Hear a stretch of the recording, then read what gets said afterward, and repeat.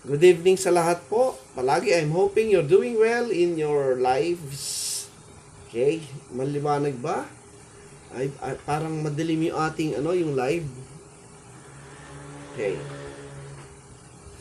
Alright. So tayo po yung nagre-record po para sa YouTube. At the same time, meron po tayong live. Okay. Tutuloy po natin yung topic nating naudlot nung isang araw about the resurrection po. Kasi ito po yung ating topic ngayon. Yung resurrection by physical or spiritual. Yan. Kasi nga po, magandang pag-usapan yan. At consistent po sa position po ng mga yung mga meron pong idea about the resurrection, idea about futurism at saka preterism. Good evening kay Pastor Boy. Thank you for watching. Sayang lang po kasi yung oras, kaya kararating ko at the same time, gusto ko mag-live. Maliwanag po ba? Parang nadidiliman ako. So anyway, yung ating topic po ngayon, ano lang po ito, random. Yung mga verses na maaari nating gamitin po ay yung ating mga familiar verses na ating nakita na supposed to be naging blessing po sa atin. At kung meron po mga viewers natin na na hindi pa po nakita ito, you might want to consider po yung belief ng physical or spiritual resurrection.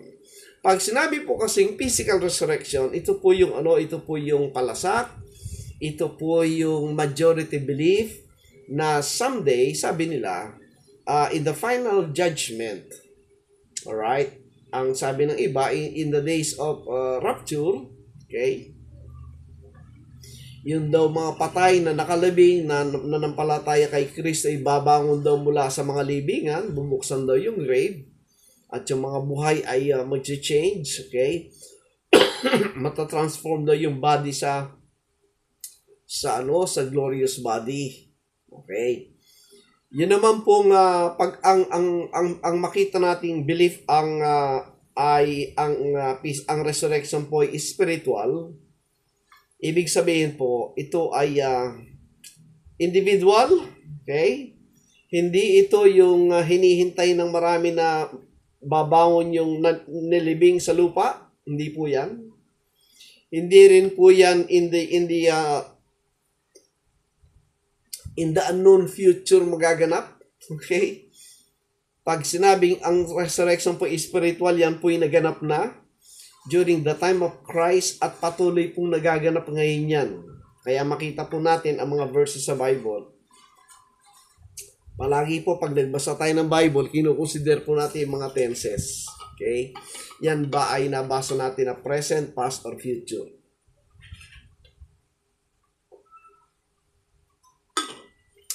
Therefore, okay, kung mabasa natin na ang tenses po ay nasa past,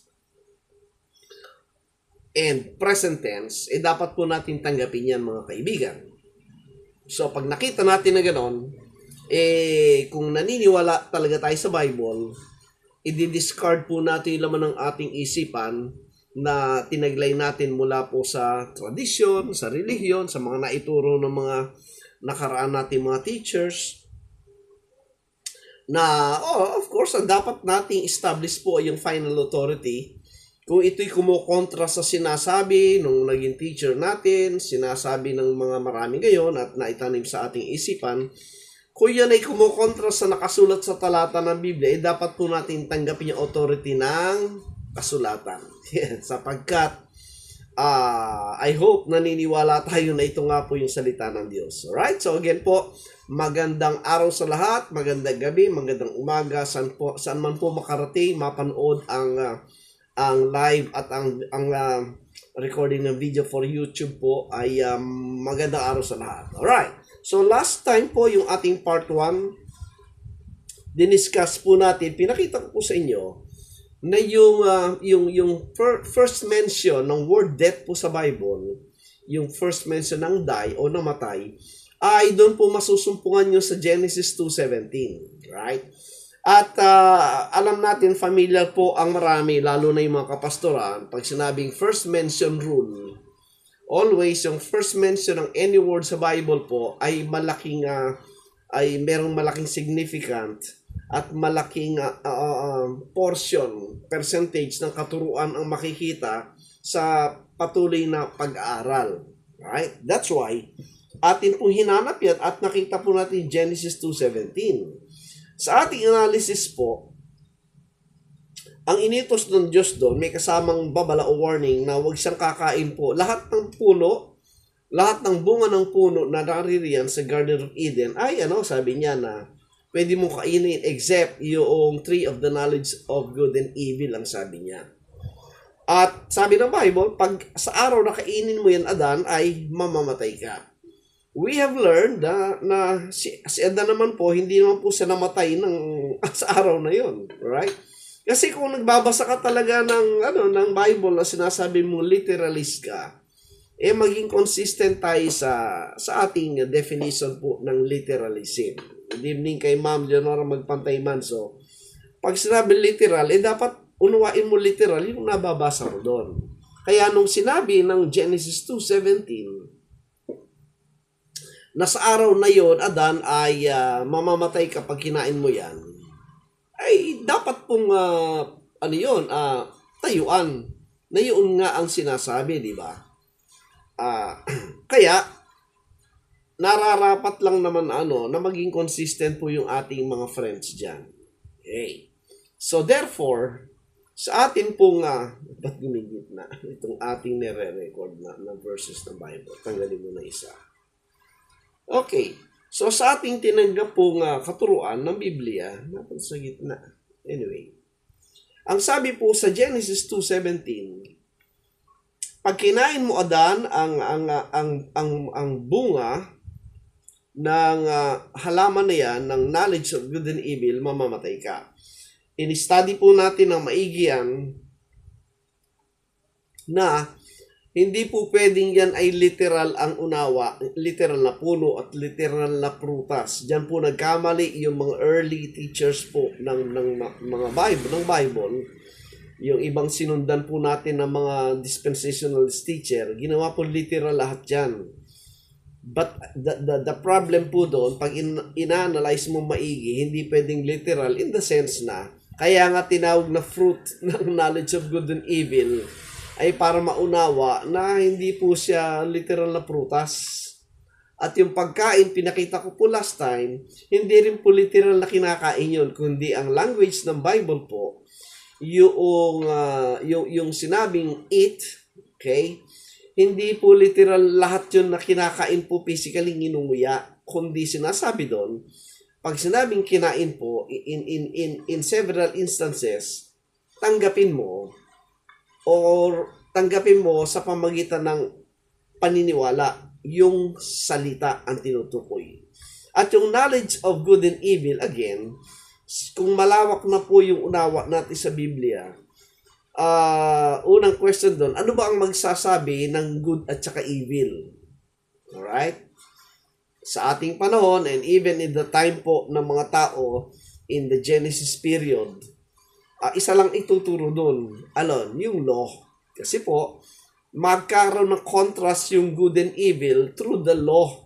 Ang law po ang nagde-define what is good and what is evil. Kaya nga sabi ni Pablo, dinefine po niya at dinescribe po yung law. Sabi ni Paul sa Romans 7, the law is good ang sabi niya. Okay. Ang mabuti po sa atin mga friends, we were able po to identify today, ano ba yung evil? Yung evil po yun yung flesh sapagkat naroon yung sin. So therefore,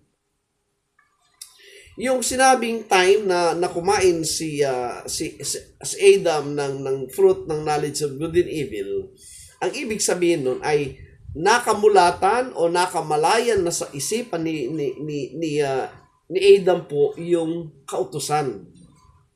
So, nung kanyang namalayan po ang kautusan, ano ibig sabihin? Doon po ngayon nakita yung good at saka evil, yung contrast. Right? At antimano po, nagbigay po siya ng feeling ng pagiging shame at saka guilt. Yun naman po yung binubungan ng law at saka ng sin. Good evening kay Neil Likin. Thank you for watching.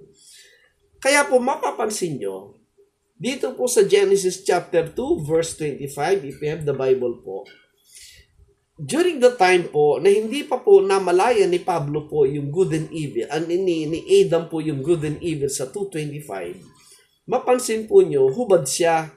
Silang dalawa ni Eve, they were both naked, the man and his wife, and were not ashamed, ang sabi doon. Sila po'y hubad, right? Pero hindi sila nahiya. Wala yung feeling ng shame at saka guilt, right? Pero pag nabasa natin yung chapter 3, na kung saan, doon na nga po sinabing nakain na nila yung bunga ng good and evil, abay nagbago po yung kanilang pananaw. Nagbago po yung kanilang pangunawa sa kanilang kalagayan bilang mga hubad, ang sabi niya. Doon sa Genesis 3:7, anong nangyari? And the eyes of them both were opened, and they knew that they were naked, and they sewed fig leaves together and made themselves aprons. Tignan niyo po yung difference. Sa Genesis 2, nung hindi pa sinasabing kinain yung knowledge of good and evil, ano nangyari? Wala silang kamalayan kung hubad sila. Right? Wala silang shamefulness, wala silang guilt. Pero after they took po yung fruit of the knowledge of good and evil, which is the law, ano nangyari? Doon na nila nakita sa 7. Sila pala'y hubad. Okay? And the natural reaction of man, tinatakpan niya sa kanyang sariling kakayanan yung pagiging hubad. Anong pinantakip niya? Yung fig leaves. Kaya lang, ang tawag ay aprons. Yan po yung maganda dyan fully described po. Anumang bagay na nais-emphasis ng Diyos ng katotohanan sa mga talata, fully describe po yung mga adjectives niya. Yung picture na pinapakita. So, they were naked, right? Because of man's natural reaction po na tinatakpan yung kanyang guilt at shame. Anong pinantakip? Fig leaves lang. Pero hindi naman natakpan talaga kasi yun ay naging, ang tawag nga, aprons. Alam naman natin po yung aprons marahil. Di ba? Ang aprons po, nakatakip lang yung dito lang. Labas yung likod at puwit, di ba? Kung siya maglalakad sa labas, hubad pa rin yun. Naked pa rin. Alright. So at that time po, nung kinain, yan mapansin po ninyo, noong hindi pa po tinatanggap ni Adam po yung knowledge of good and evil, wala siyang problema sa Diyos. Meron siyang constant fellowship ng Diyos. Meron silang communication ng Diyos. Ngunit, nang kinain po yung knowledge of good and evil, what happened? Anong nangyari po? Nagtago na si Adan sa Diyos. Right? Ang sabi nga po sa Genesis 3:8, and they heard the voice of the Lord God walking in the garden in the cool of the day, and Adam and his wife hid themselves from the presence of the Lord God amongst the trees of the garden. Nagtago na po. So, anong ibig sabihin? Yun po yung definition po ng death na tinutukoy. Sa araw ng kinain nga na yun, anong nangyari? Napahiwalay na po si Adan sa Diyos. Wala na siyang magandang fellowship or communication sa ating Panginoon sa Kristo, sa ating Panginoong Diyos. Ganon din po yung sinasabi ni Pablo sa Roma 7:9, pinakita ko last time. Di ba sabi niya, babasahin po uli natin. Kaya po, ano yan yung Old Testament ay ini-interpret mismo po ng New Testament yung mga salita, yung signs and symbols na mga pinapakahulugan po sa Old Testament ay binibigyan linaw na po sa New Testament. Kaya ang sabi ni Pablo sa Romans 7:9, for I was alive without the law once, but when the commandment came, sin revived and I died. Alright, pansinin nyo. Kailan daw pumasok yung kamatayan sa kanya? Noong namalayan na po niya yung law. At nung namalayan yung law, ang sabi, yung sin ay revived. yung kasalanan ay nabuhay. Diba? Imagine, dumating yung law, tapos nabuhay yung kasalanan.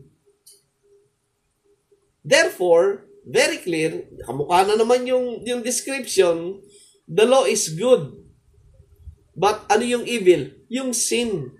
Yung sin na revive ang evil. Ano yung sin na na-revive? O in-study natin yan. Dito mismo sa 7 po, yung usapan sa konteksto, tinan nyo, Romans 7:9, if you have the Bible, sundan nyo po mabuti para huwag yung sabihin sinabi ko. Binabasa po natin. Kasi mayroong mga nanonood sa atin, hindi tinitingnan yung hindi naman inumpisahan. Siguro narinig yung kontra sa kanyang pinapaniwalaan, sinabi ko daw. Hindi. Binabasa po natin, mga kaibigan, tandaan nyo. Wala po tayong sinasabi dito na hindi natin binabasa. Kaya sinasabi natin yan nililiwanag po natin. Tingnan nyo Roma 7:9. Huwag kayong agad makokontra sa narinig nyo sa akin, kasi nga, baka merong iba nakatanim sa isip nyo, pakinggang mabuti sapagkat hindi ko po sinasabi lang yon. Binabasa ko yung talata ng Biblia na maaring kontra sa pinapaniwalaan ng iba, nasa inyo na yon. Magdedesisyon kayo, alin ang totoo, yung nasa isipan mo o yung nababasa sa Biblia. Yan. Anong sabi ng 9? Ang ganda po dito sa context lang, For I was alive without the law once, ang sabi niya. Minsan ako'y buhay, nung wala yung kautusan, buhay akong, sabi niya. But, when the commandment came, ngunit nang dumating ang kautusan, sin revived. Yung kasalanan ay nabuhay na mag-uli, na-revive, nabuhay. Alam naman natin, pag sinabing na-revive, kumisa sa mga ospital, may nahimatay, di ba? Nilagyan ng pinaamoy dito sa ilong ng ammonia ba yun? Nung pinaamoy ammonia, na-revive, nabuhay. Nagkamalay. Yun, nagkamalay. Ano ba sa Tagalog yun? Tinanong nga po dito. Dito po kasi sa bilingual, ayan. Sa Roma 7:9 ang sabi niya. Inaaral po natin yung mga salita po, Okay? Nag-a-adjust po ako sa mga gadget ngayon. May nabili po akong mic, hindi pala mag-fit sa iPad. Dapat pala sa laptop. Ito po sa 7:9 yan. Yun! Sa Tagalog po ng 7:9 Romans 7:9. At tang isang panahon, ako'y nabubuhay na walang kautusan. Datapwat, nang dumating ang utos, ay muling nabuhay ang kasalanan at ako'y namatay. Mahirap maunawa yan kung hindi mo alam yung pinagmulan ng konteksto ng usapan na yan. Babalik ka dapat dun sa Genesis 2:17. Na ang utos doon, Adan, pag kinain mo yung knowledge of good and evil, yun po yung law. Right? Mamamatay ka sa araw na yaon. Right? Ito naman, sinabi ni Pablo, buhay siya minsan nang wala pa yung kautusan. Ngunit nang dumating ang kautusan, yung kasalanan, sabi, muling nabuhay ang kasalanan at ako'y namatay. Yun po ang pinapaunawa sa atin na yung araw na tinanggap yung kaalaman po ng mabuti at masama. Excuse me. Tunay nga ang sabi ng Diyos, sa araw na yun mamamatay ka. Yun ang sabi ni Pablo. Na sa panahon, sa araw na kanyang naunawa at natanggap yung kautusan, yung kasalanan ay nabuhay at siya ay namatay. Hindi naman po yung physical death. Di mo ba?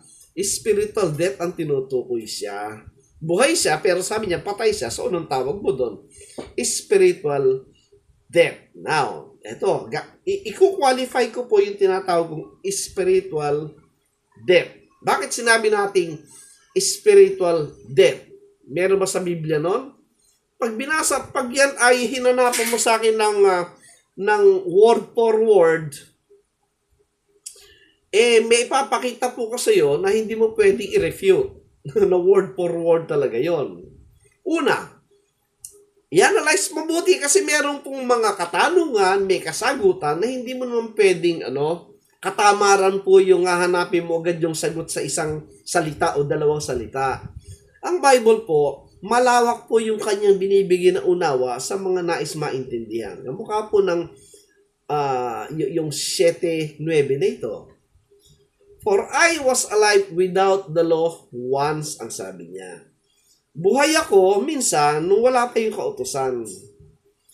But when the commandment came, sin revived and I died, ang sabi niya. Ngunit nang dumating kautusan, yung kasalanan ay nabuhay, muling nabuhay, at ako'y namatay. Now, question. Good evening kay Brother Vic Masagka at kay Brother Aman Toms. Thank you for watching. Una, paano mong maunawa, paano dadating ang kautusan sa isang tao? Sa paanong paraan? Kamukha po na example natin, di ba? Good evening kay classmate Larry Paselo. Thank you for watching. Kamukha ng ating example na illustration at perfect illustration ito. Pag ating pinagmasdan po yung mga bata, alright? Alam natin, pinagdaanan din natin yan na may panahon na tumatakbo tayo, humot-hubad, hindi tayo nahiya, di ba? Wala tayong malay. Pero may panahon na dadating panahon yung mga batang ganyan, dadating sa panahon na buo ng isipan niya, hindi na gagawin yan. Hindi na yung tatakbo sa labas sa hubot-hubad. Bakit? Kasi alam na niyang masagwa. Pero nung bata siya, wala sa kamalay-malay, ginagawa niya. Ganon tayo, di ba?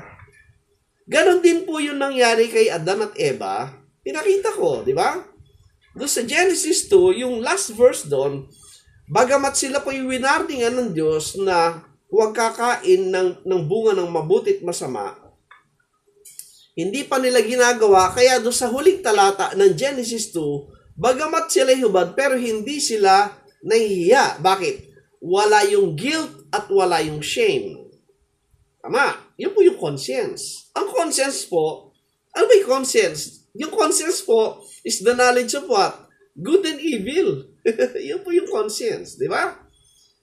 Pero pagdating sa Genesis 3, nung kinain na nila yung bunga ng mabutit masama, anong nangyari? Ay, nakita nila hubad na sila at nagtago na sa Diyos at tinakpan na po ng fig tree.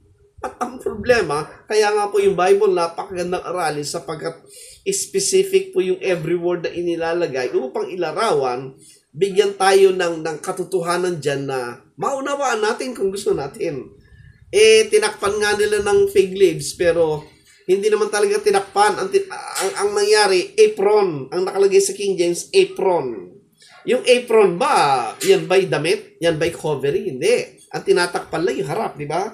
Pero pag tumalikod ka, labas yung pit mo. Wala namang maglalakad sa atin ng hubot-hubad tapos apron lang. So, ibig sabihin, yung mga man-made solution po, hindi sasapat sa Diyos at hindi pwedeng tanggapin. Hindi po aakma doon sa description po ng clothing, which is covering. Yan po yung tinutukoy doon. So therefore, kaya nga po napakaganda yung Old Testament, na punong-puno ng signs, symbols, and metaphoric words.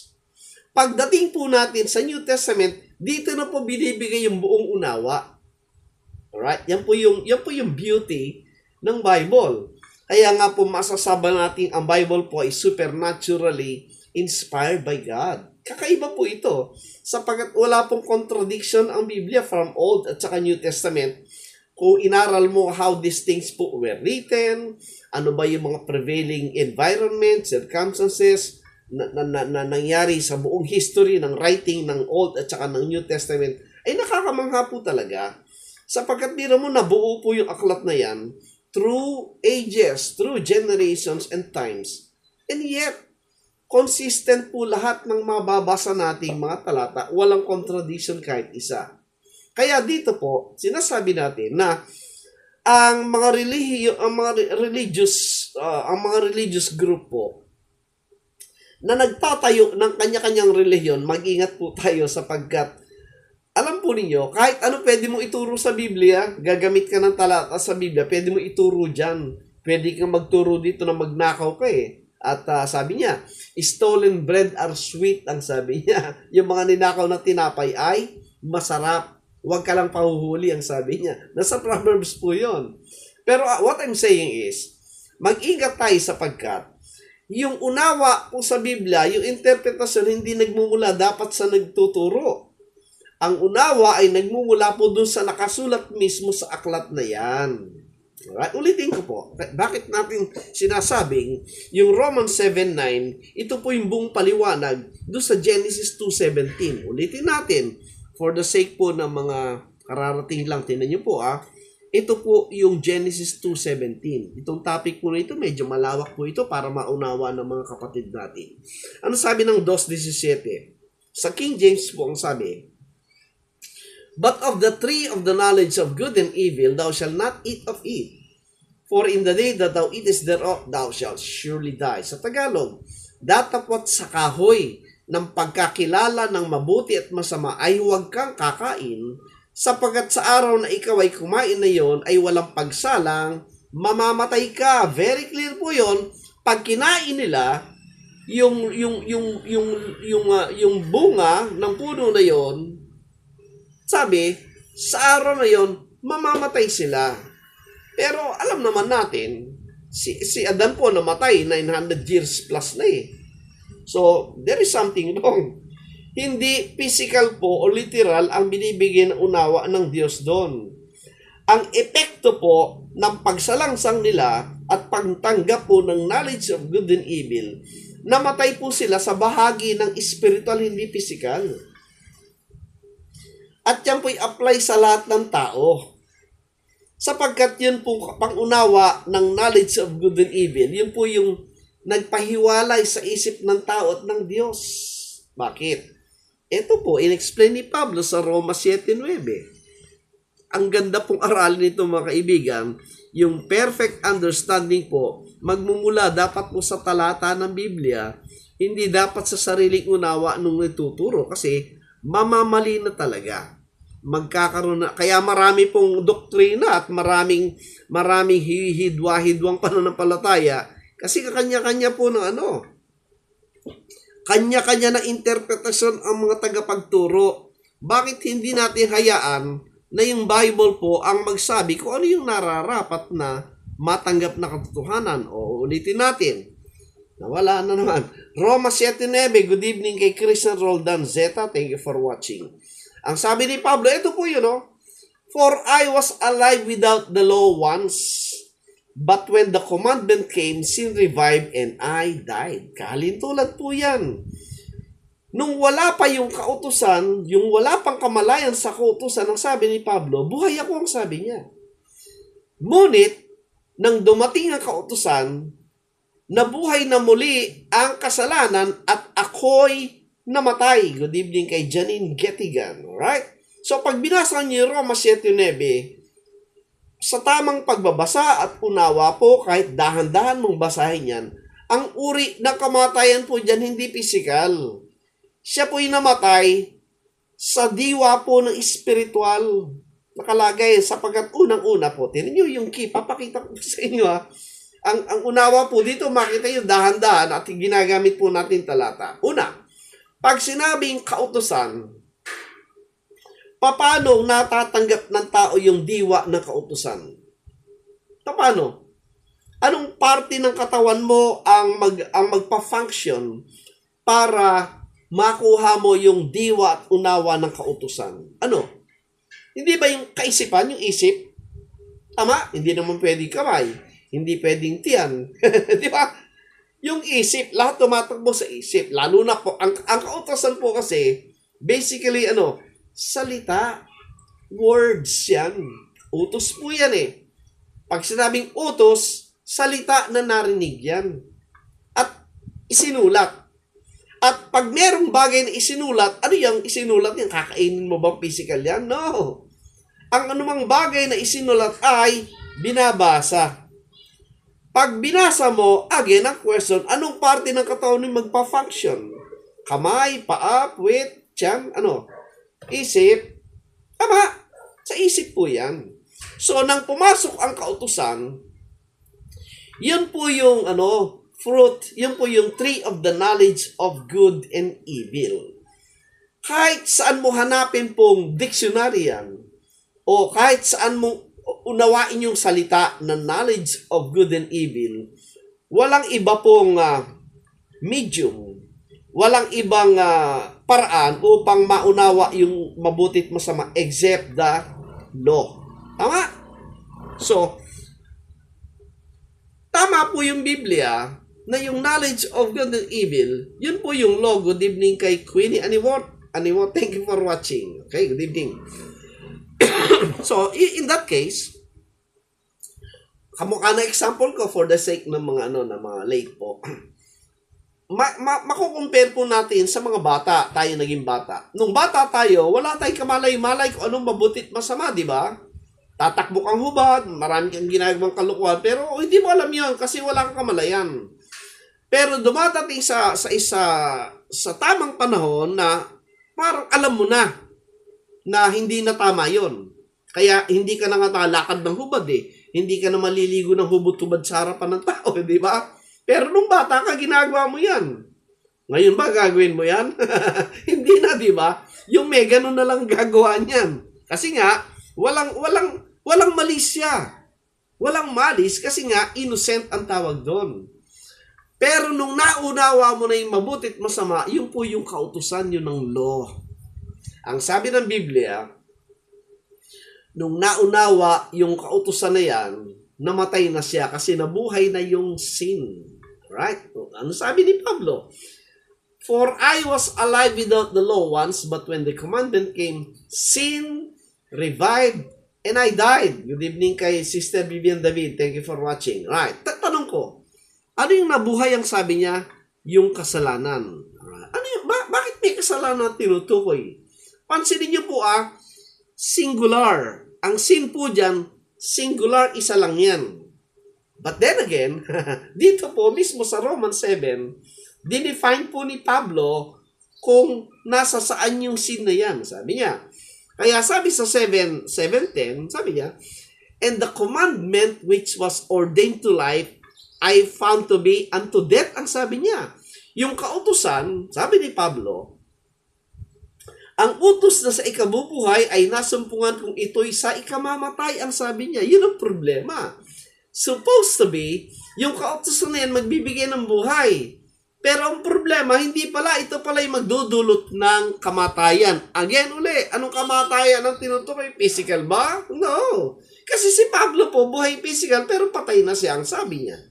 Good evening kay Ma'am Pining Castañeda, right? Sunod natin yung 11.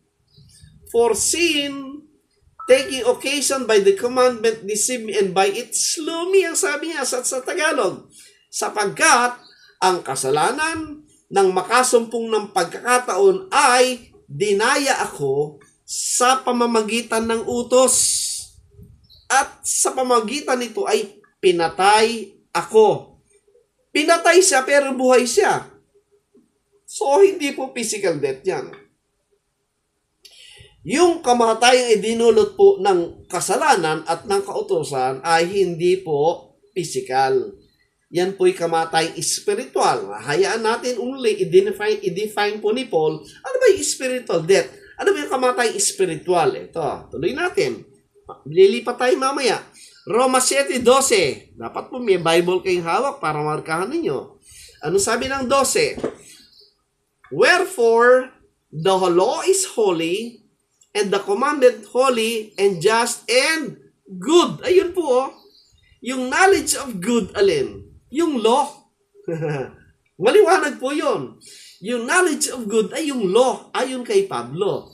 Kaya nga ang kautusan ay banal, at ang utos ay banal at matwid at mabuti yung kautusan. Right? Pero ang problema, ano yung evil? Ano yung evil na katumbas? 13. Yan po, paliwanag. Was then that which is good made death unto me?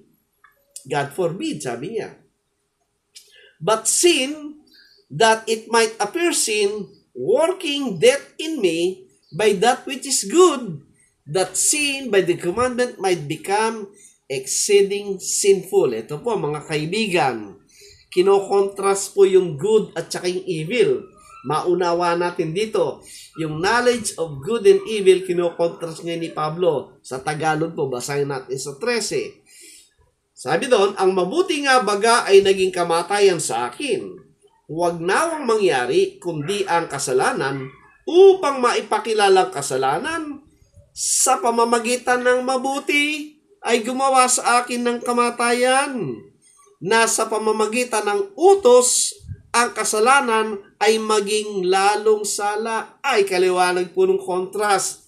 The law, yung good, yung sin, yung evil. Maunawa mo kung ano yung evil kung merong good, di ba? Tama? Ang magsasabi ko ng evil, yung good. Pero kung parehong wala yung good and evil, meron ba? Meron bang batayan? Wala. Walang good and evil eh. Lahat ay plainly wala. Walang distinction. Tama? That is why ang sabi sa 14, ito yung problema natin mga tao. Ito po 14. For we know that the law is spiritual. But I am carnal, sold under sin. Yon sinabi ni Pablo. Alam natin na yung kautusan, sabi, sapagkat nalalaman natin na ang kautusay sa Espiritu.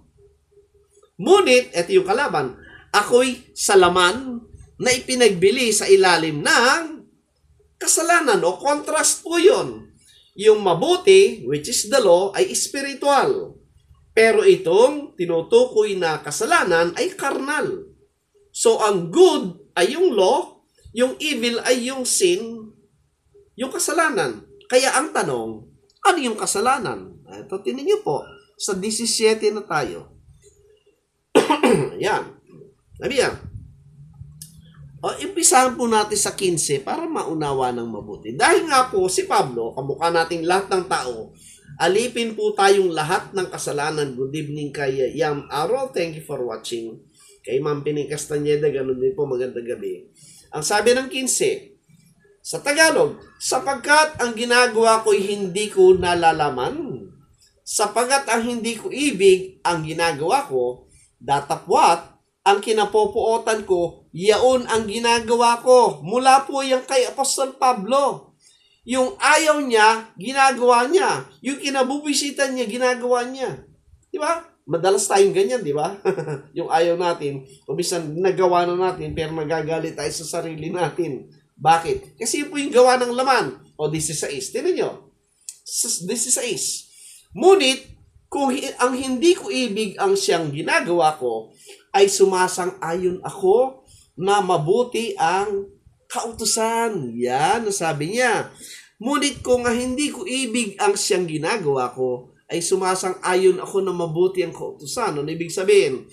Kung yun daw ginagawa niya, hindi niya gusto, pero nagawa niya. Ang ibig sabihin, nag-a-agree siya na mabuti yung law. O, tinan yung contrast? The contrast between good at saka evil. Sa English, if then I do that which I would not, I consent unto the law that it is good. Kaliwanag po mga friends. The knowledge of good, which is the law, and the evil is the what? Yung flesh po, yung laman natin. Kaya sinabing carnal, alipin sa nakasalanan. Tinan niyo yung 17. Yan. Sabi ni Pablo, sa English po, now then it is no more I that do it, but sin that dwelleth in me. Yan. Kaya ngayon sa Tagalog, kaya ngayon hindi ako ang gumagawa nito, kundi ang kasalanang tumitira sa akin. Ang kasalanan nakatira sa atin. Saan nakatira sa atin ang kasalanan? 18, Sa English, for I know that in me, yung, mahalaga po yung mga preposition dito. Yung in, on, at. Ito po, for I know that is in me, tapos open and close parenthesis, that is in my flesh. Sabi niya, sa aking laman, dwelleth no good thing, sabi niya, walang mabuting nakatira sa laman, For to will is present with me. Yung will po nasa mind. But to perform that which is good, I find not. Yung performance, nasa flesh po yun sa katawan. Sa isipan ko, nandun yung mabuti ang sabi niya. Pero sa aking gagawin, hindi ko alam kung paano magampanan yung mabuti. Sa Tagalog po. Sapagat nalalaman ko na sa akin, sa makatwid ay sa aking laman, ay hindi tumitira ang anumang bagay na mabuti. Sapagkat ang pagnanasa ay nasa akin, datapwat, ang paggawa ng mabuti ay wala. Sa isipan po, mabuting laman ang gustong gawin, pero yung gawa ng katawan, hindi niya magawa yung mabuti. Ganyan po yung kalagayan ng taong lahat ng kamukha natin, mga kaibigan. Kaya walang pwedeng magsabing banal siya. Wala. Sapagat ang katawan mo talagang gumagawa. Tuloy natin. Saan daw nakatira po? Saan daw po nakatira yung kasalanan? Ang sabi 18, sa ating laman. Right. O, tinan niyo yung 19. Good evening kay Brother John Puno. Thank you so much for watching. Ito po, kaliwanag po ng 19. Dinefine po ni Pablo yung Genesis 2:17. Yung knowledge of good and evil. Ano yun? For the good that I would, I do not. Sabi niya. That is the law. But the evil which I would not, that I do. Ayun po yung parehong good and evil, oh, sa Tagalog. Sapagat ang mabuti na aking ibig ay hindi ko ginagawa, ngunit ang masama na hindi ko ibig ay siya kong ginagawa, ang sabi niya. You see the good and the evil in that one verse 19, pero pinag-uusapan is the law and the flesh, which is yung sin. 20, eto. Alam niyo po, babasahin lang talaga po yung Biblia, ay hindi mo na kailangang i-interpret ng kung sinong Poncio Pilato. Marunong ka lang magbasa at ipanalangin mo lang sa Panginoon, bigyan ka ng unawa ng Diyos, maintindihan mo kung ano yung totoo. Ito po, tinasabi na sa 20, oh. Now, if I do that, I would not, it is no more I that do it, but sin that dwelleth in me. Sa Tagalog, datapwat, kung ang hindi ko ibig ang siya kong ginagawa, ay hindi na ako ang gumagawa nito, kundi ang kasalanang tumitira sa akin. May nakatira pong kasalanan sa katawan ng lahat ng tao. Question, paano mo nga alisin yan? Pa-opera mo? Parang cancer? Hindi pwede. Kasi po, spiritual ang pinag-uusapan. O, tingnan nyo ulit, 21. Dinefine na naman po ni Pablo yung knowledge of good and evil way back sa Genesis 2:17. Ano sabi ng 21? I find then a law that when I would do good, evil is present with me. Ayun na po, oh. Evil is present with me kasi nandun yung presence ng good at saka evil. Kaya sabi sa 7:9, nung naunawa niya yung law, namatay na siya. Kamatay spiritual. Mamaya, papakita ko po kung may time pa tayo. Okay, kaya ang sabi po sa 22, oh, for I delight in the law of God after the inward man. Ito po, unti-unti yung maunawa na po ito. Sabi niya, yung inward man, ang ligaya, ang kagalakan ng inward man ay sumunod sa utos ng Diyos. Alright? Sa inward man, alright? Yung susunod na talata, papakita po sa atin, ano yung inward man? Ano sabi ng 23? But I see another law in my members, warning against the law of my mind. Yun po yung magkalaban.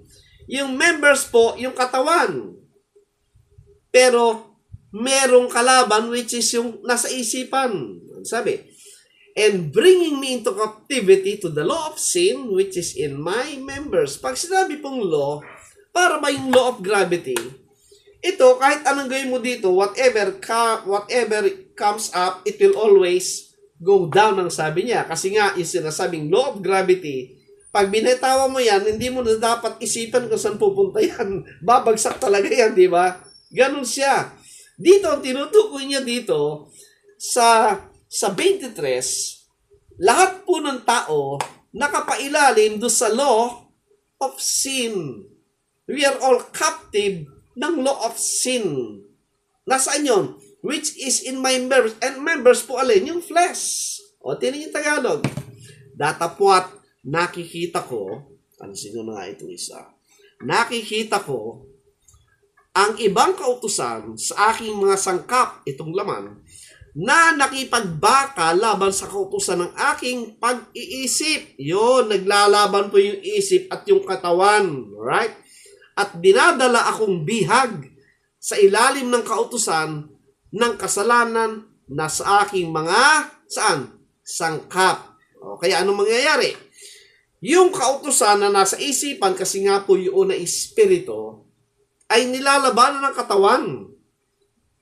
Hindi kayang sumunod ng katawan doon sa laman ng isipan ni Pablo, yung inner man, yung bagong nilalang na tao doon, sapagkat naroon yung kaisipan ng Diyos, hindi masunod ng laman. Kaya ang sabi sa 24, Oh, wretched man that I am, who shall deliver me from the body of this death? Itong body ng kamatayan ang sabi niya.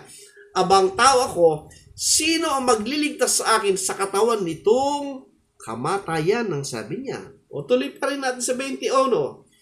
I thank God through Jesus Christ our Lord. Bakit?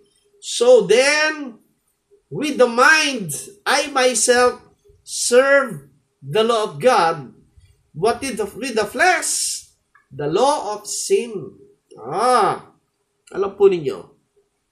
Sa Tagalog, nagpapasalamat ako sa Diyos sa pamamagitan ni Jesucristo na Panginoon natin. Kaya nga tunay kong ipinaglilingkod ang aking pag-iisip sa kautusan ng Diyos. Datapwat, ang laman ay sa kautusan ng kasalanan. O natural yan. Ito po mga kaibigan. Kahit anong gawin po ng tao, kahit anong idikdik ng mga relihiyon, na ikaw ay sumunod sa kautusan at pinadidikdikan po ang kautusan sa ating katawang lupa, hindi po mangyayari. Kasi po, magkalaban po ang kautusan at ang katawang lupa. Ang kautusan po ay espiritu, ang tao po ay nasa laman, kaya magkalaban po yan.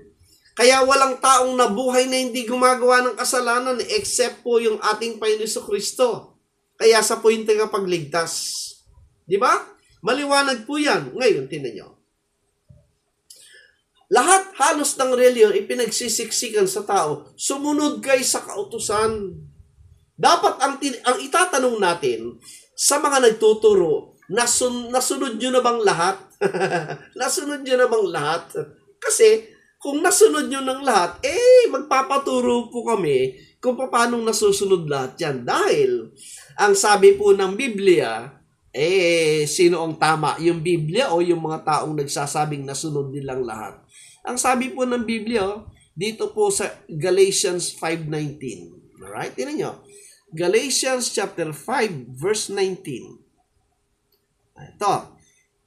Ito po, Galatia 5:17. Ayan, sabi po niya, For the flesh lusteth against the spirit, and the spirit against the flesh. Sabi sa Tagalog, sapagkat ang laman ay nagnanasa ng laban sa espiritu, at ang espiritu ay laban sa laman, sapagkat ang mga ito ay nagkakalaban upang huwag ninyong magawa ang bagay na inyong ibigin. Maliwanag po mga kaibigan yan.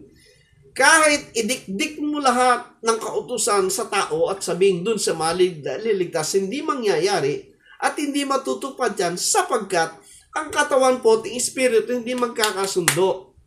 Ngayon, nung si Adan po ay kumain, tinanggap po yung kaisipan po ng kautusan, pumasok yung knowledge of good and evil, doon na po siya namatay.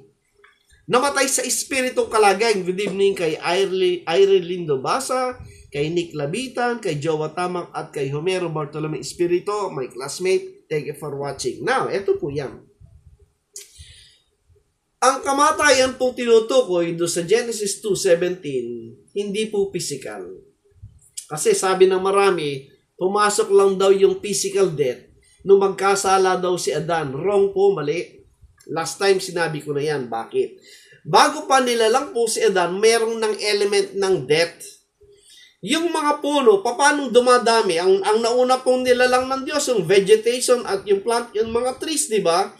Paano dadami yung puno? Mismo sinabi ng Panginoon at sa John at saka sa James, ang sabi niya, sa Korinto 1, sa Korinto 15, sabi niya, hindi maaring magkaroon ng panibagong buhay ang halaman sapagkat kailangan itong yung buto mamatay muna sa lupa at mabulok at may lalabas na bagong usbong na halaman.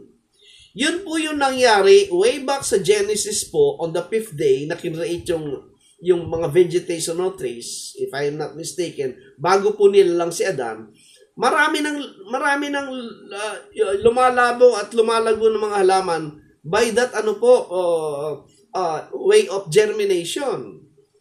That's one. Secondly, pansinin niyo po yung mga hayop. Sa eskwela, pinag-aaralan yan.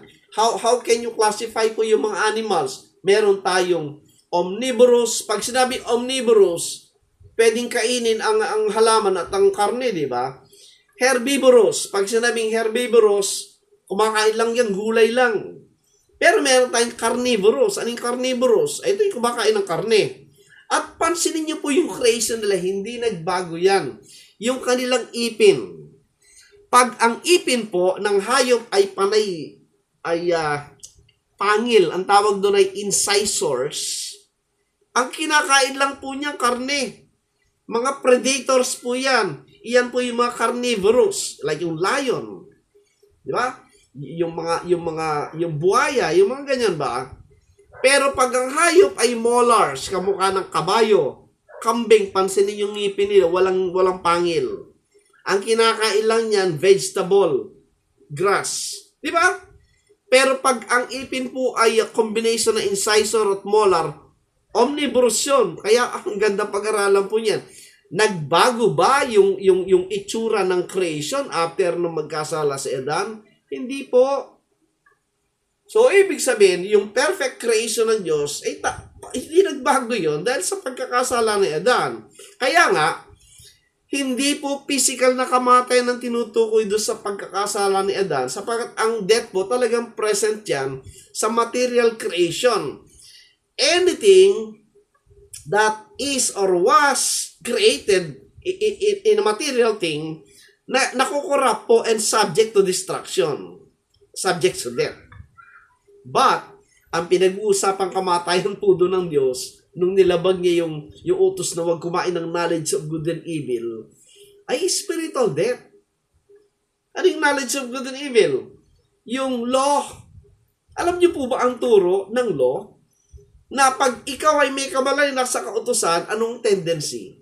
Nagbibilang ka ng kasalanan. Sapagkat yung kautusan na sa isip mo ang nagsasabi ko ano yung ginagawang masama ng laman. Di ba yun naman sinasabi ng 1 John po? Kaya nga po matuto tayo magbasa ng Biblia kasi naririto po yung instruction at katuruan ng Diyos. Hindi pwede yung kanya-kanya o kanya-kanyang isip. Isipan lang ng tao yun. Paano matitiyak kung galing sa Diyos? Hindi. Binigyan tayo ng Diyos ng kasulatan kasi, pansin ninyo, tayo lang po sa lahat ng nilalang ng Diyos ang pwede magbasa. Nakakita na ba kayo ng kalabaw na nagbabasa? Manok na nagbabasa? Wala. Tao lang. Tayo rin ang binigyan ng capability na sumulat. Meron na kayo nakitang hayop na nagsusulat? Kasi, pag nagsusulat po, kailangan ng isip. Tama? That is why, God never failed po to preserve po yung kanyang written record of truth. At yun po yung Bible. Aralin niyo po yung Bible, mga kaibigan. Hanapin niyo kung saan nanggaling yan, kung paano naisulat yan, at mamamangha kayo, yan ay katotohanan na natili hanggang ngayon. Way back po, 4,000 BC, dadali ka niya sa 4,000 BC ng history ng creation ng tao. Until today, marami pong records, evidence yan through archaeology, especially dyan sa ancient Near East. I-google nyo. Pag nakita niyo yung ancient Near East, ang sasabihin, diyan nagmula ang civilization. Yan po yung Mesopotamia, Egypt, Jordan, yung Babylon, yung lugar po na yan. Kasi nandyan po yung paradise, nandyan po yung yung Garden of Eden. Way back then. Kaya, yung pananampalataya po ito, sa aking pag-aaral po, walang makakabali nito kasi scientific at saka archaeological findings, marami po tayong evidence na nahukay nila. At nariyan ngayon po sa British Museum. Yung mga writings in cuneiform tablets, nandun po lahat. Yung nahukay nilang mga lugar po dyan sa lugar na yan, nariyan hanggang hinuhukay nila. So, mangmang nalay yung hindi naniniwala sa Biblia. Ang Bible po is an ancient document. We are privileged to have the Bible because ito po yung ancient document na ka-level po ng Code of Hammurabi. If you are familiar po, yung Code of Hammurabi po, before pa nasulat ang Biblia, meron na yon sa time ng Babylonian Empire. Ang dami pong writing sa panahon na yon sa cuneiform tablets yung sa clay. Ito po yung mga kasabayan niyang mga writings at that time. Kaya, yung mga mismong mga archaeologists dito po kumukuha sa Bible ng direction. Lalo na po yung Jericho, ha. Pag inaral niyo po history ng Jericho, diyan sa Canaan area na yan, wala kang makikitang ibang record. Kaya yung mga professor sa mga universities, kumukuha sila ng information saan? Sa Bible po. Sa Princeton, yung mga universities na kilala sa Europe at sa US po, lahat po pinagbabatayan ito. Di ba? Dapat tayo po as a Christian nation, meron tayong mas intense at saka deeper understanding at knowledge ng laman yan. That's so, you need to read the Bible po para ma-aware tayo. Wala na po tayo sa panahon ng Dark Ages, yung panahon ng Kastila. Wala na tayo doon. The sad fact po, dahil sa religion, ang mga tao, yung isipan nila, doon pa sa 1500. Gising tayo. 2025 na ngayon, meron na internet, nandyan na lahat ng record ng history. Kalkalin nyo lang, makikita nyo, ang daming maling isinaksak sa atin ng religion. Liberate yourself, ang sabi nga ng Panginoon, and the truth shall make you free. Right? Now, it's already 8:10 po, Kaya, in-establish ko lang po dito mga friends. Yung knowledge of good and evil, very clear, dinefine ni Pablo, yun yung law sa Romans chapter 7. At makita nyo po, ito po mahaba-habang discussion din ito, yung association ng law, sin, at saka death. Ngayon, ano ba yung sin? Yung law, alam natin, yung good. Ano yung sin? Ito po, tinan nyo. Romans 7, again. Romans 7, verse 17, dinefine po ni Pablo, ano yung singular sin? Marami po sa religious people, ang alam lang na sin, yung plural, yung sins, yung verb. Right? Pero yan po ay kulang. Sapagkat, yan po ay verb lang, yan po yung action word ng noun. Yun pong singular sin, dito po na tinutukoy na sa nag-emanate po ang problema ng tao. Noun po yun. Ito Romans 7:17, tinan nyo. Now then it is no more I that do it, but sin singular, that dwelleth in me. Yung sin sa amin, nakatira sa akin. Saan? Sa 18, tuloy natin. Ganyan po yung pagbabasa, unawa ng Biblia, babasahin mo yung konteksto, hindi nakakita ka na isang verse, nag-conclude ka na agad. Mali na yun. Magkukulang sa kaalaman. Saan ba nakatira yung sinatinutukoy? Sa 18. Sabi niya, for I know that in me, yun sa akin ang sabi niya. Tapos open and close parenthesis, parang pabulong. Ano yung in me? That is in my flesh. Yun. Yung palang kasalanan, nakatira saan? Sa aking laman, sabi niya. So, kinontrast po sa 7 yan, chapter 7, yung good, yung law, ang evil po, yung sin which is in the flesh itself. That is why, ito po yung essence ng ginawang kamatayan ng Panginoon Kristo. na until today, hindi pa naunawa ng marami. Ito yung 8.3. Ayun, no? Roma 8.3. Sabi niya, for what the law could not do, in that it was weak through the flesh. Yan po kaliwanag ng Biblia. Yung law at saka yung flesh, they cannot go along.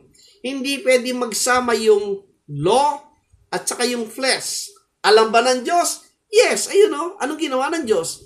God, because God knows that, sending His own Son, that's the Lord Jesus Christ, in the likeness of what? Sinful flesh. Kaninong sinful flesh? Sa Kanya, wala siya noon. Kaya nga virgin birth siya. Sinful flesh nino? Natin. Tayo po yung nirepresent ng Panginoon bilang siya yung last Adam, sabi. Why? Bakit siya dumating sa sinful flesh? O, tuloy natin. And for sin. Ayun o, singular. Para saan? Para sa sin. Ano ginawa? Condemned sin in the flesh. Ano yung condemned? Hinatulan. Pansinin niyo po, past tense. Hinatulan yung singular sin. Kaninong singular sin? Ito po yung ating laman. Kailan ginawa yan? Aba, nung 30 po, hanggang 30 between 30 to 33 AD, ang ipinako po doon sa krus ng Kalbaryo, yung ating flesh, by means of representation at saka substitution nino ng Panginoon Kristo to eradicate that sin. Yung namatay sa cross, sino? Yung ating flesh. Yung inilibing, sino? Yung ating laman, kasi nasa laman po natin yung kasalanan. What? Pero hindi natapos. On the third day, ano nangyari? Merong resurrection. Kaya, ito makikita natin. Doon, sa makikita natin, tinapos ng Panginoon yung sin, because yun po yung problema way back sa time ni Adam, na yung combination ng law at saka ng sin, nagdulot po ng kamatayan. Yung good, yung law, yung evil, yung sin. Nung kinain, sabi, nung tinanggap yung knowledge, kaalaman ng good and evil, nagbunga po ng kamatayan. Tinan nyo, unang Korinto 15. This is a deadly combination po sa tao. Salamat na lang, may Panginoon Jesucristo na nagbayad ng lahat ito upang ang tao ay makatanggap po ng buhay. Ano sabi ng 15:56? Tinan nyo, nandun po yung tatlo. Ito yun. The sting of death is sin. And the strength of sin is the law. You know, you have sin, law, at saka death. Nakita natin, yung sin, ang sabi ni Pablo, na-revive nung kanyang naunawa yung kautusan. Ano yung na-revive? Yung flesh. Kasi nandun yung buhay niya, which is the law. Pag nandun dyan ng law, buhay po yung flesh kasi i-define niya, i-describe nyo, ito nagnakaw, ito pumatay ng tao, ito nakipagkalo niya, ito maraming ito. Ang nagsasabi po kung ano yung evil, ay yung law, which is good. Right? Kaya in that sense, nang natanggap po yung kaalaman ng mabuti at masama, pumasok na po yung death, kamatayan. Pero hindi po physical death yun. Anong klaseng death? Spiritual. Yung ugnayan ng tao sa Diyos, naputol po yun. Anong katibayan? Ito po, Efeso 4:18. Alam po nyo, aralin po natin ang turo ng Apostol Pablo sapagat sa kanya po ibinigay ang unawa ng Diyos kung ano yung katotohanan para hindi maligaw, hindi madaya at masumpungan natin po yung buhay na walang hanggan ng kaligtasan po mula sa kamatayang yan. Tinan 18. Efeso 4:18. Pansinin yung maigi po. Sa Tagalog na lang po, babasahin ko ha. Sabi niya, nasa kadiliman ng kanilang pag-iisip. Yun po ang problema ng tao, yung pag-iisip. Bakit? Babalik ka po dun kay Adan. Ang naging problema ni Adan ay sa pag-iisip sapagat kanyang tinanggap yung alin? Yung knowledge, yung kaalaman ng ano? Good and evil. Yung kaalaman ng kautusan nabuhay po yung evil na nasa kanya, which yung sin, nabuhay na maguli, sabi ni Pablo. So, ano nangyari? Ay nangahiwalay sa buhay ng Diyos. Pag sinabing nangahiwalay sa buhay ng Diyos, anong nangyari? May buhay ba na galing sa Diyos? Ang Diyos po'y Espiritu, di ba?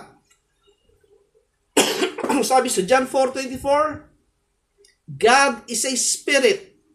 So therefore, pag sinabing nahiwalay ka sa buhay ng Diyos, ano ibig sabihin? Namatay ka. You were separated from the life of God. Anong klaseng separation? Anong klaseng death yun? Spiritual death. Saan po nag-emanate yung death? Sa pag-iisip. Bakit? Kaya po yung tao, hindi unawa ang Diyos. Kaya ang sabi, dahil sa kahangalang nasa kanila, dahil sa pagmapatigas ng kanilang puso. Yun po yung bunga. That the ignorance, nandun ang ignorance that is in them, at merong blindness of the heart. Yan po ang description ng taong spiritually dead. Wala siyang kamalayan sa mga bagay ng Diyos. So therefore po, next time, part 2 po ito Sinetel ko na po, ang death po hindi physical na tinutukoy sa Genesis 2:7 kundi spiritual. So therefore, ang resurrection po hindi rin physical. Mali po yung unawa na may babago na muli sa mga nakalibing sa libingan. Mali po yun. Maling unawa po at paggamit ng talata. Ipapakita ko po yun sa susunod. Yung mga talatang tinutukoy doon ay unawa na dapat nating makita sa mga turo po ni Apostol Pablo. Sapagkat kay Apostol Pablo po, inilahad, ipinahayag ng Diyos yung mga bagay na hindi naunawa po sa lumang tipan, na punong-puno po yun ng signs at ng symbols. Pag sinabing signs and symbols, mahirap maunawaan talaga yun except i-reveal ng Diyos sa tao. And the good news po, ni-reveal ng Diyos yan sa pamagitan ni Apostol Pablo, kaya nga po isinulat niya. So next time po, ipapakita ko sa inyo, I hope settled na po tayo Ang kamatayan tinutukoy sa Genesis 2:17 hindi physical, kundi spiritual na kamatayan. Kamatayan spiritual. Bakit? Kasi espiritu ng tao nasaan. Consistent po yan. Sabi dito sa 4:18, yung pag-iisip ang nagdilim at nahiwalay sa Diyos. So patay siya. Kaya natin sinasabing spiritual ng kalagayan, sapagat ang espiritu po ay nasa isip ng tao. Tingnan nyo, unang Korinto 2:11, 1 Corinthians 2:11. Ito po kaliwanag 2:11. 2:11. Ayun sabi sa English po, dadaanin ko.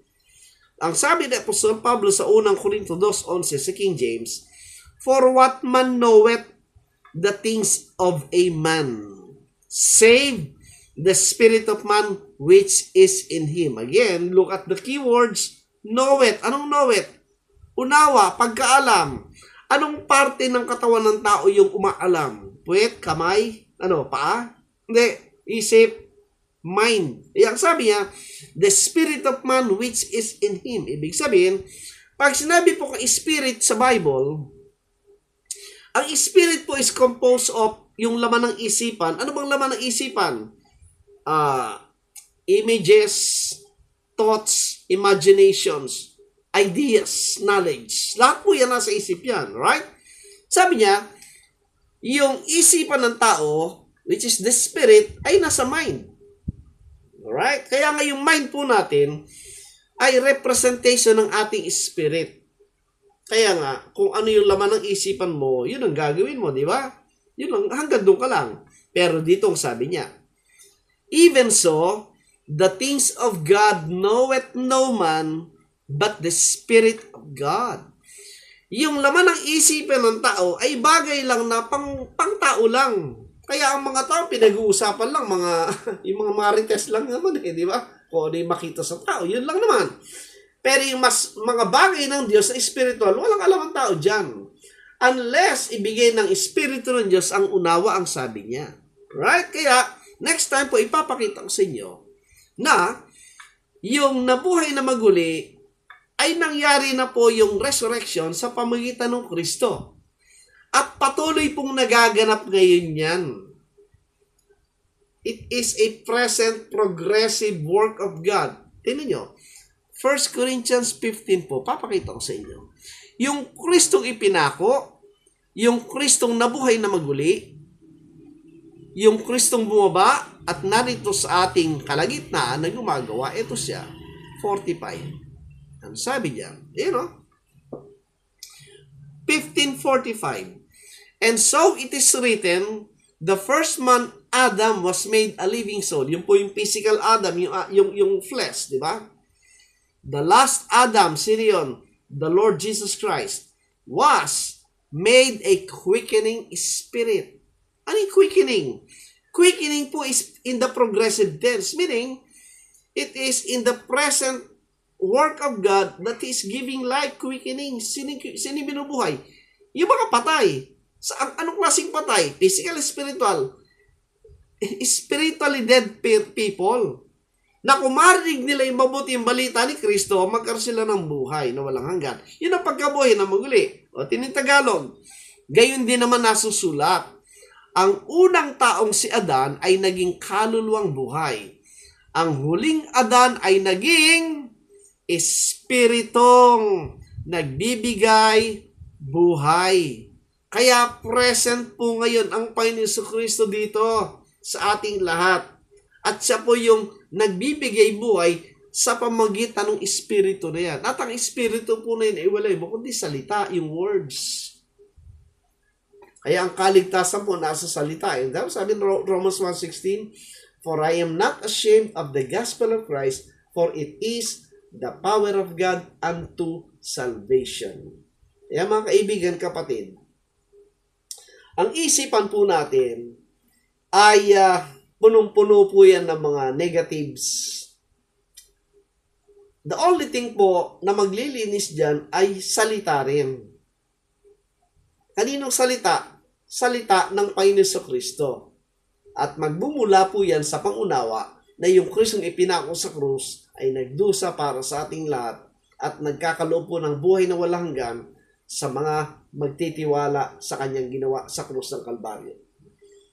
Wala pong religion dito mga kaibigan, walang ritual. Huwag kayong padadaya sa relihiyon. Huwag kayong padadaya sa mga ritual, sa kung ano-ano mga pakulo. Isa lang po ang mensahe ng kaligtasan. Nung pinako sa ang Panginoon Jesucristo doon sa panahon ng 30 to 33 AD, tapos na po ang paghatol. Hinatulan na po ang lahat ng tao.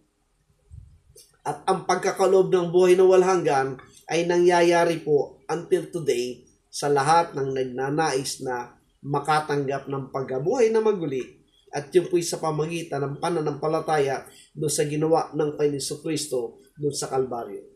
So again, thank you so much po sa mga sumunod, mga nanood po. I hope naging blessing po ito sa ating lahat. At ma-stir up po yung ating desire na makita po yung mga bagay nito. Anyway, ang buhay po natin maiksi lang. What is more important in these days is the things po ng heavenly and spiritual things. Ang temporal po, ang temporal things, you can enjoy the physical things in life, pero it won't last forever. Kasi nawawala lahat yan any moment. But the best part of life is nakaka-gain ka ng unawa at desire na makita po yung higher and noble things of the Lord Jesus Christ. And these are the heavenly and spiritual things. At magmumula po yun sa kanyang mga salita. So again, thank you so much. Pagpalain tayo ng Panginoon sa ating mga personal life at sa patuloy na paghanap po ng katotohanan. And sundan nyo po ito. Next time po, ipapakita ko sa inyo ang pagkabuhay na maguli, yung resurrection po, hindi physical. Yung mga naghihintay pa po, nabubuksan ng libingan, maling unawa ng talata ang nabasa. Alright? Ipapakita ko sa inyo, we are so much blessed today because the offer of life and the resurrection is still going on. And that will be forever po because that is the increase of the kingdom of the Lord Jesus Christ, an everlasting kingdom. Alright? So let's pray.